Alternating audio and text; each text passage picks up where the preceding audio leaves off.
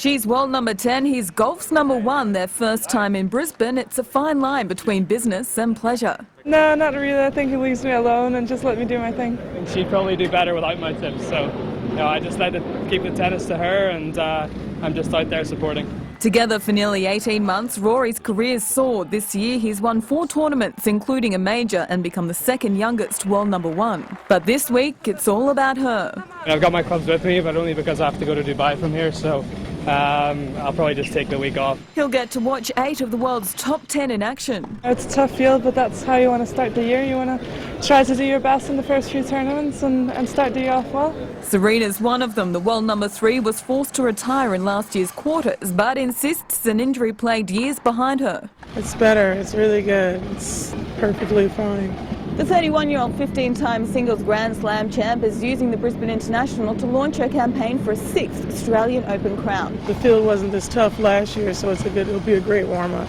It was for Petra Kvitova in 2011. After winning Brisbane, she claimed Wimbledon and the world number 2 ranking. Bernard Tomic wants to crack the top 10 next year. He's ditched Tennyson for the Hopman Cup and hopefully off-court indiscretions. Not looking back anymore, looking forward and focusing on, big 2013 and, getting my ranking up to where it really should be.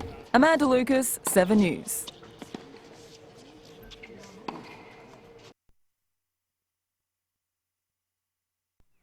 There was no sign of Watson and Johnson as the Heat cultivated the grassroots, and they'll be absent again come Saturday night. The Heat aren't happy, but we just got to cop it on the chin that the Test 13 aren't playing this round of Big Bash matches, and I think it disadvantages everyone equally. Johnson won't have played for 17 days. Boxing Day's still another 6 away. If you talk about Boxing Day tests as a priority, look, I'm not apologising for that. Shane Warne says he may miss out anyway. I don't think Australia will go with two left armers. I think Mitchell Starc and Mitchell Johnson, I think they both league runs. They've already pulled Khawaja out of tonight's Big Bash as preparation against simulated Sri Lankans.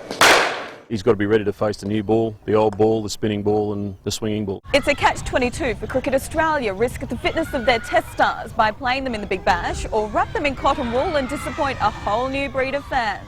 This is what they're trying to avoid, keepers having to bowl. Matthew Wade was back practicing today. It was good fun. I'm spewing I didn't get a wicket actually. Wade, who turns 25 on Boxing Day, can emulate his Melbourne Demons cousin Jeremy Howe by playing on the MCG, but knows he needs to work on his hands to keep his job. I don't want to miss chances for the team, that's for sure, so I'm disappointed. I don't need to read what's printed or what's said in the media. Overnight, Aaron Finch blew the Hurricanes away, even with this massive blow counting for nothing after hitting Etihad Stadium's roof. Geez, you'd be dirty if that's a dead ball. Oh, can you believe it? Amanda Lucas, 7 News.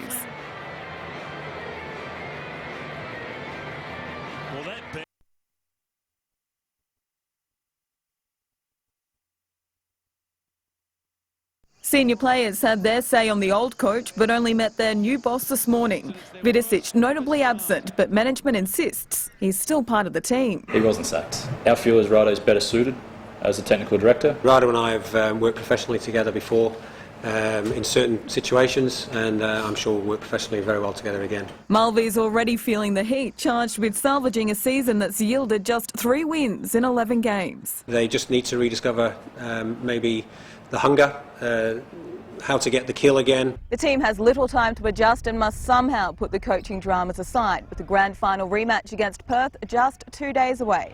But they might have to do it without injured star striker Basar Parisha. And here's the first look at Quade Cooper in the ring before his pro debut in February. The bout clashes with the Red's second trial, but he's seeing benefits. There's no one to turn to, so you've got to try and push yourself to keep going. And that's something that I'll definitely try and take to Red's training. Amanda Lucas, 7 News.